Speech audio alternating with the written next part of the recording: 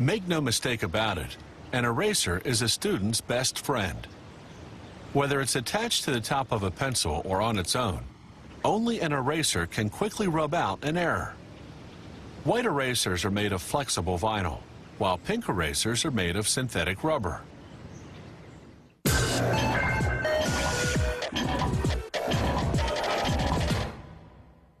In 1736, a French explorer observed South American native Indians using a certain tree resin to make bouncing balls.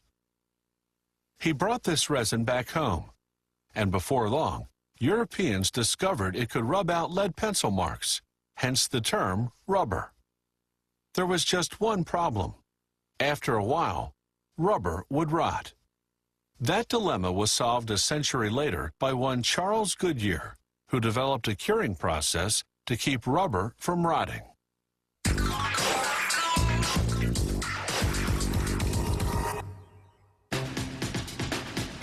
A lot of ingredients go into making a simple pink eraser.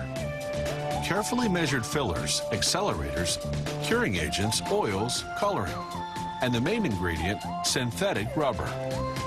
They start by putting a batch of rubber into a mill. The rubber passes repeatedly between large heated rollers.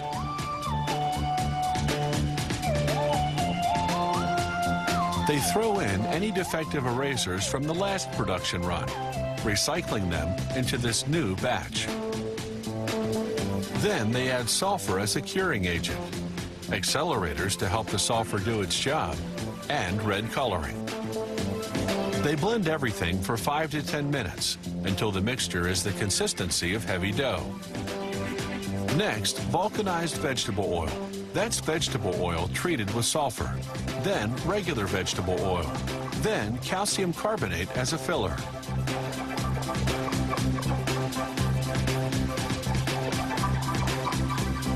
When the color and thickness are just right, workers remove the rubber, which by now is hot and soft as a result of all that milling. They leave it to cool and harden at room temperature for about half a day.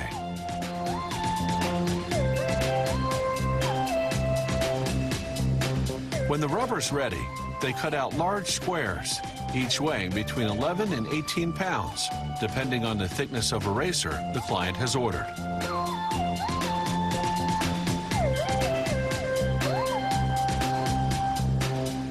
The squares go into a steam-heated press to cure for about 20 minutes at 325 degrees Fahrenheit. The pressure compacts the rubber, while the intense heat hardens it. They trim off the excess, then submerge the hot rubber squares in cold water to stop the curing process. To make erasers that erase both lead and ink, they cut beveled strips from 2 batches of rubber, one pink and one blue.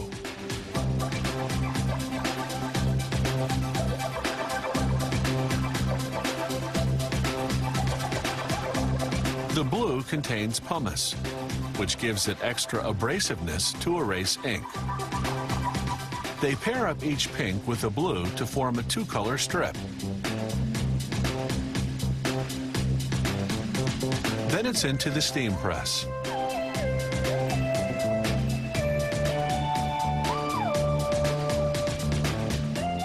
After 12 minutes, workers remove the trays, trim off the excess, and submerge the strips in cold water to stop the curing process.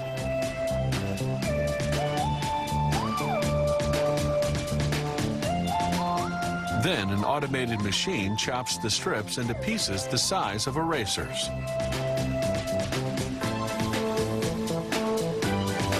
Now back to the all-pink erasers.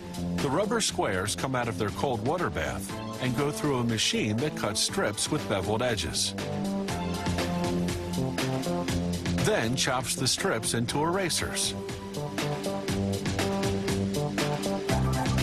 From there, the erasers drop into a giant barrel. Workers throw in some talc to prevent them from sticking together. Then they set the barrel spinning for 3 to 5 hours. As the erasers tumble against each other, the abrasion rounds off their edges.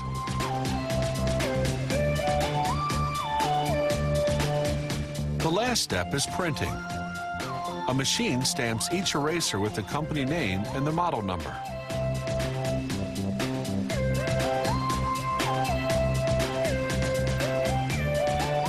It's not the rubber that gives the eraser the ability to erase, but rather the vulcanized vegetable oil that's in it.